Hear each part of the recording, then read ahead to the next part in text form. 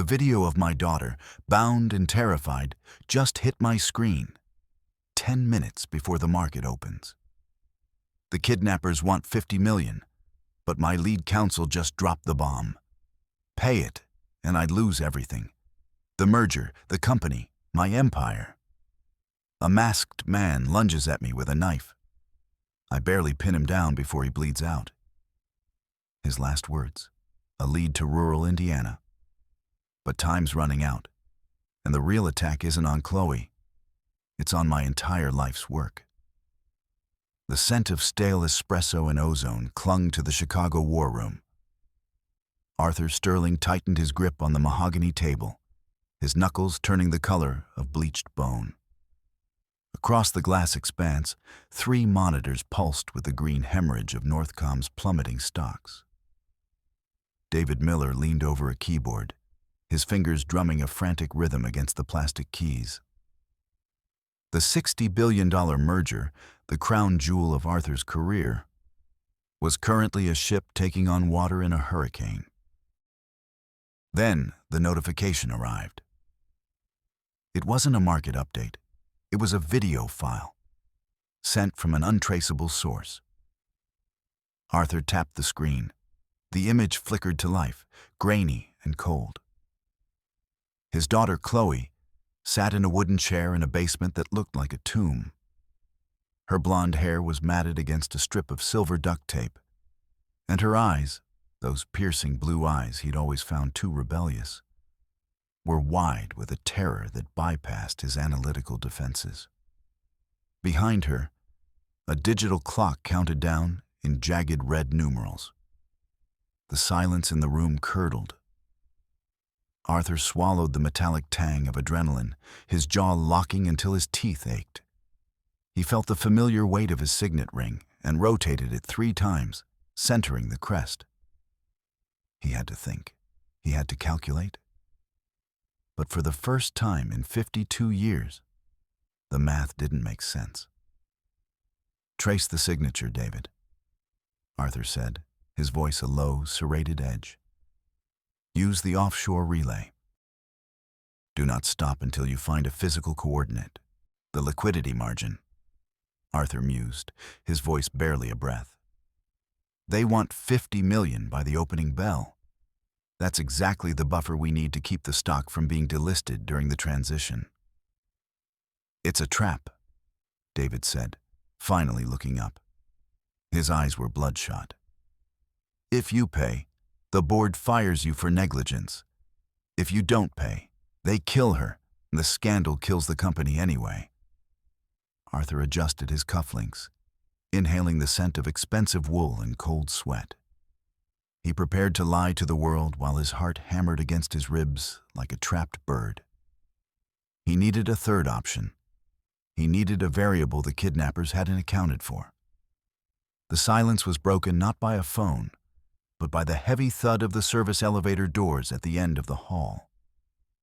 Arthur's penthouse was supposed to be a fortress, a sanctuary of glass and steel. But the sound of boots on the polished marble was a rhythmic intrusion he hadn't authorized. A man in a dark tactical jacket and a face mask rounded the corner, a combat knife glinting under the recessed lighting. There was no demand, no dialogue. The intruder lunged. Arthur, a man who treated his body like a finely tuned machine, didn't move like a CEO. He moved like the collegiate wrestler he had been 30 years ago. He stepped inside the man's reach, the scent of the intruder's cheap cigarettes and rain-soaked nylon filling his nostrils. Arthur's hand shot out, grabbing a heavy crystal award from the mahogany table, a trophy for Entrepreneur of the Year. He slammed the jagged glass base into the intruder's hand. A sickening pop echoed through the room. The knife clattered to the floor. Arthur didn't stop. He drove his shoulder into the man's chest, pinning him against a glass partition. The glass groaned, but held. "Who sent you?" Arthur hissed, his face inches from the mask. He could see the man's eyes, wide, panicked, familiar. Arthur reached up and ripped the mask away. It was Richard Taylor, a man he'd fired 5 years ago for falling asleep on a security detail. Richard looked older, his face etched with the bitterness of a failed life. You ruined me. Richard wheezed, a theatrical sigh escaping his lungs even as he struggled. Do you know how many stairs I had to climb to get up here?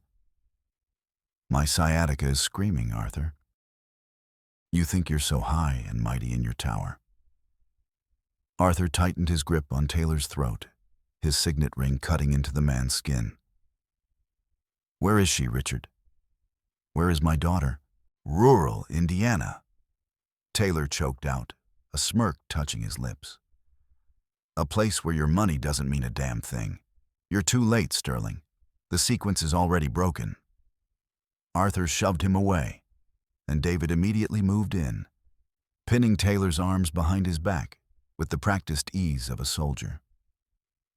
Arthur stood back, smoothing his shirt. His hands were shaking just a fraction, but he tucked them into his pockets. The door to the war room opened again, and Robert Harrison, the firm's lead counsel, stepped in. Robert was impeccably groomed, his gold cufflinks catching the light. He didn't look at the bleeding man on the floor. Instead, he began adjusting the pens on Arthur's desk into perfect 90-degree angles. Arthur, Robert said, his voice a low, rhythmic whisper. We have a problem. I've been reviewing the Northcom liquidity clause. We need to talk. Privately. Arthur signaled for David to take Taylor to the holding room. Once the door clicked shut, Robert looked up, his eyes avoiding Arthur's. Robert nodded, a small, reassuring smile touching his lips. He adjusted his tie, his fingers moving with a precision that mirrored Arthur's own. I've already looked into it, Arthur. If we route the funds through the offshore subsidiary in the Caymans, we can mask the withdrawal as a consulting fee. It buys us 72 hours before the auditors notice. By then, Chloe is home, and we can backfill the account with the merger's first quarter dividends. Arthur felt a wave of relief so potent it made his knees weak. This was why he hired men like Robert. Precision, strategy, logic. Do it, Arthur said. Authorize the transfer. Get the money moving to the kidnapper's drop point. I'll handle the FBI. You're making the right choice, Robert said, stepping forward to briefly touch Arthur's shoulder. It was a rare moment of physical contact, and Arthur welcomed it. The company is nothing without the legacy. Go. Save your daughter. I'll manage the board.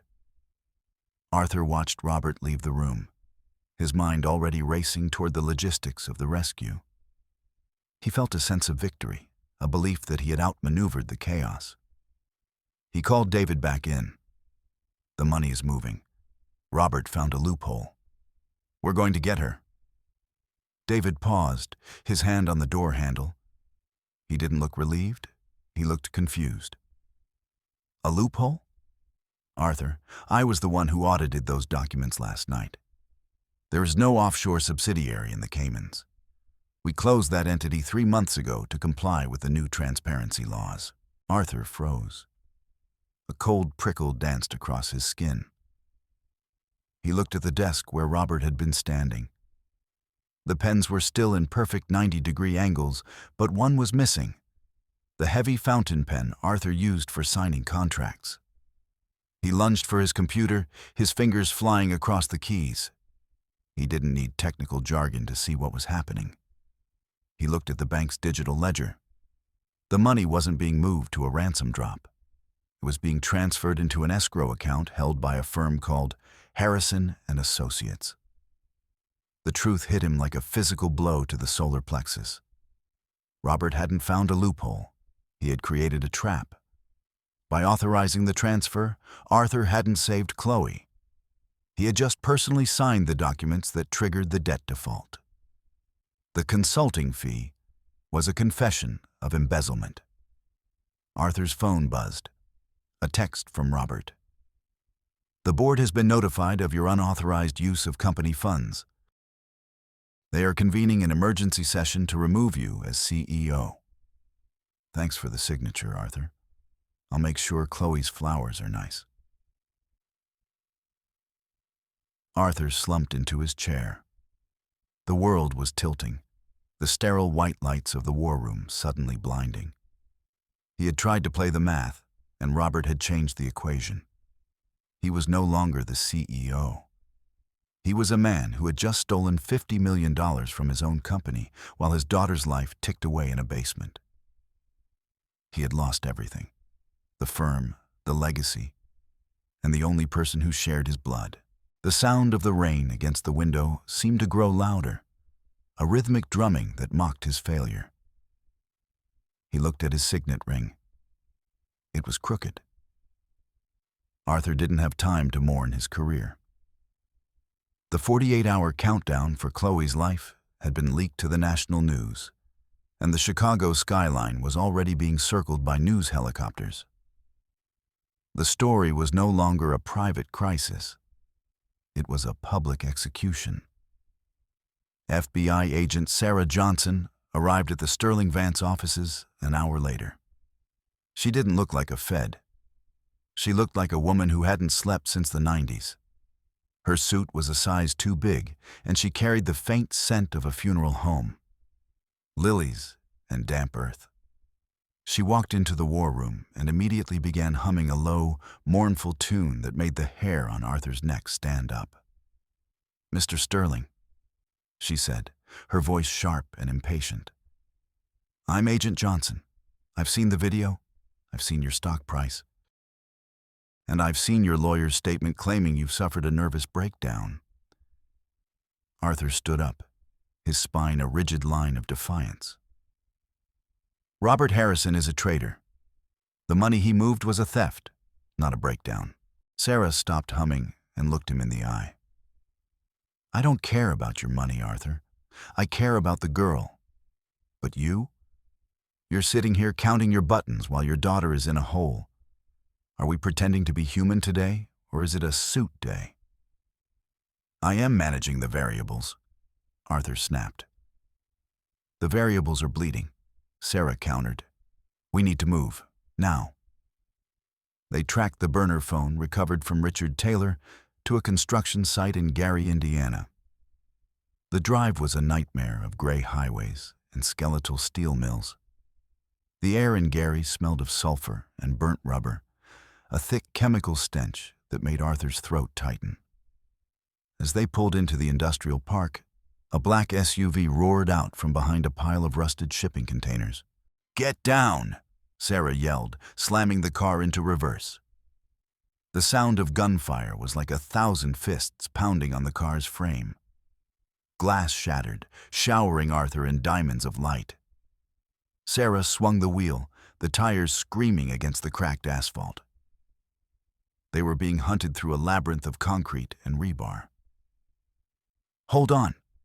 Sarah screamed. She drove the car through a chain-link fence, the metal screeching as it tore away. The SUV was gaining on them, its engine a predatory roar. Sarah slammed on the brakes, sending their car into a controlled skid behind a massive pile of unpoured cement. She was out of the door before the car had even stopped, her service weapon appearing in her hand like magic. Arthur watched from the floorboards, the smell of burnt rubber and gunpowder filling his lungs. He heard the pop, pop, pop of Sarah's return fire. A moment later, there was a heavy thud, then silence, save for the rattling of the fence in the wind. Sarah leaned into the car, her face streaked with soot. "They're down. Check the bodies." Arthur climbed out, his legs heavy. He approached one of the fallen men. In the man's pocket, a burner phone was vibrating. Arthur picked it up. The screen showed a series of encrypted messages. He didn't need a code breaker to understand the last one. "Finish it. The board wants the board clean." It wasn't just Robert. It was the whole board. They didn't want the merger to succeed under Arthur. They wanted to strip the company and sell the parts, and Chloe was the only thing they could use to break him. "We have to go," Arthur said, his voice cold. "I know where they're taking her." The warehouse in Gary was a tomb of rotting wood and stagnant water. It sat at the edge of the world, where the streetlights stayed on all day, and the silence felt like a predator. Arthur and Sarah moved through the shadows, the smell of damp earth and decay growing stronger with every step. Arthur held a thermal scope to his eye, seeing the heat signatures of two people in the center of the building. One was stationary, Chloe. The other was moving, Marcus Reed, the mercenary. "The perimeter is rigged," Sarah whispered, pointing to a series of thin, nearly invisible wires stretched across the doorway. "Pressure plates. One wrong step and this whole place becomes a chimney." Arthur felt a surge of cold fury. He didn't wait for a tactical plan. He used his knowledge of industrial grids, the very systems his company built, to identify the power line running into the building. He took a heavy iron bar from a nearby scrap pile and jammed it into the external transformer. A spark erupted, a brilliant blue arc of energy that turned the night into day for a fraction of a second. The lights in the warehouse died. The electronic hum of the security system vanished. Arthur lunged through the door, his boots splashing in the oily water on the floor. He found Marcus Reed on the loading dock, the man's knuckles cracking in a rhythmic sequence as he prepared to draw his weapon. "Sterling," Marcus growled, his voice a low rumble. "You're late for the funeral." They collided with the force of two freight trains. Marcus was stronger, his hands calloused and heavy, but Arthur was desperate. They tumbled across the dock, striking crates of telecommunications equipment. The smell of old grease and cold metal was everywhere. Arthur jammed his thumb into a pressure point on Marcus's neck, a move his father had taught him before the world went dark. Marcus gasped, his grip loosening. Arthur threw a punch that landed with a sickening crunch against the man's jaw. "Where is she?" Arthur roared. Marcus spat blood, a jagged grin on his face. "Ask your board, Arthur. They didn't just hire me to kidnap her. They hired me to make sure you watched her die. They need the emotional instability clause to hold up in court. You're not a CEO anymore. You're just a grieving father." Before Arthur could strike again, the warehouse was flooded with light. Not from the sun, but from high-intensity tactical lamps. A dozen men in black gear, carrying rifles with electronic sights, swarmed the loading dock. They weren't FBI. They were private security, the board's personal army. "Drop the weapon, Agent Johnson," a voice boomed. James Wilson, the board's people-pleaser, stepped into the light, his wide-toothed smile looking ghoulish in the artificial glare. "So sorry for the inconvenience, Arthur. Really, I am. But the merger must proceed, and you are simply no longer a viable asset." Sarah was disarmed and forced to her knees. Arthur felt a heavy boot press into his back, forcing him down into the filth. James held up a tablet. On the screen, a timer was ticking down. 60 seconds. It was linked to a secondary explosive strapped to the chair where Chloe sat, just 20 feet away in the darkness. "We're recording this, Arthur," James whispered, leaning down. "The world needs to see your face when the timer hits 0. A man broken by his own greed. The perfect exit strategy." Arthur looked at the screen. 50 seconds. He looked at Chloe, who was staring at him, her eyes no longer terrified, but filled with a cold, hard clarity that mirrored his own. He didn't look at the timer. He looked at the floor. He saw the thick copper cables of the warehouse's internal grid, the ones he had shorted out earlier. The system was dead, but the charge was still hosed in the backup capacitors. "James," Arthur said, his voice remarkably steady. "The math doesn't support your conclusion." 30 seconds, Arthur. Say goodbye." Arthur reached into his pocket. He didn't pull out a gun. He pulled out his handheld device, the one he used to monitor the Northcom servers. He hadn't just been watching the stocks. He had been writing a sequence. He triggered an administrative override, not for a computer, but for the building's power surge protection. He diverted the entire remaining charge from the backup system into the loading dock's metal floor. A massive spark erupted. It wasn't a bomb. It was a wall of white light and sound. The mercenaries' electronic sights shrieked and died, blinded by the surge. The bomb's digital timer froze, the screen turning a dull, lifeless gray. In the sudden, absolute darkness, Arthur moved. He knew the layout of this building. His father's firm had designed the original blueprints 40 years ago.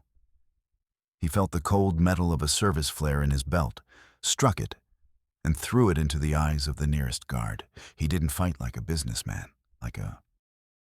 He fought like a man who had nothing left to lose. He used the warehouse's automated sorting machinery, a row of heavy steel arms, to swing into the path of the mercenaries.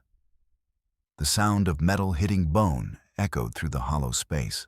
He reached Chloe in 3 strides. He didn't need a knife. She had already used the jagged edge of her mother's locket to saw through the duct tape. She stood up, her face pale but her hands steady. "Dad," she said, her voice a low, jagged edge. "You're late." The FBI, led by David Miller's secondary trace, swarmed the building minutes later. James Wilson and the board members were led away in handcuffs, their sorry whispers ignored by the agents. The merger was secure. Arthur had moved his liquid assets into a blind trust weeks ago, anticipating a move from Robert. The theft was a phantom, a trail of breadcrumbs he'd laid to catch the rats. Outside, the Gary sunrise was a bruised purple over the steel mills. Arthur walked toward Chloe, his arms open for the first time in a decade. "Chloe," he said, the word catching in his throat. "It's over. We're safe." Chloe didn't move. She stood by the ambulance, a gray blanket wrapped around her shoulders.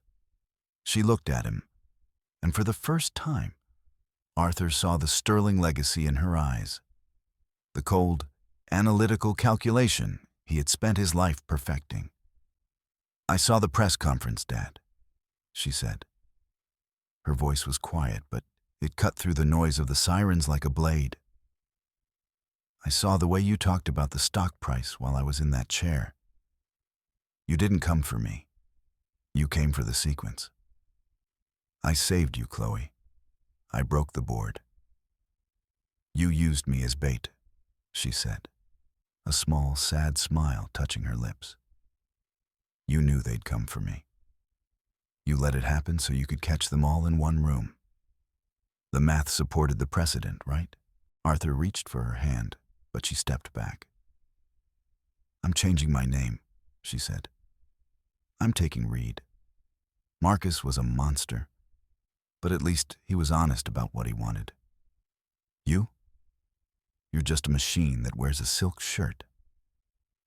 She turned and climbed into the ambulance, leaving him standing on the oil-slicked asphalt. Arthur Sterling returned to his Chicago war room 2 days later. The merger with Northcom was complete. He was the most powerful man in the sector. He stood before the floor-to-ceiling window, watching the sun rise over the lake. The room was silent. No phones buzzed. No assistants scurried. He looked at his reflection in the glass. He was wearing shirt number 1. The rotation was perfect. The sequence was restored. He rotated his signet ring, centering the crest. He had won. He had the empire, the tower, and the names on the wall. But as he looked out over the city he had conquered, Arthur realized the math was finally clear. 1 minus 1 is 0. He was alone in the sky, a king of a kingdom of glass. with nothing left to manage but the silence.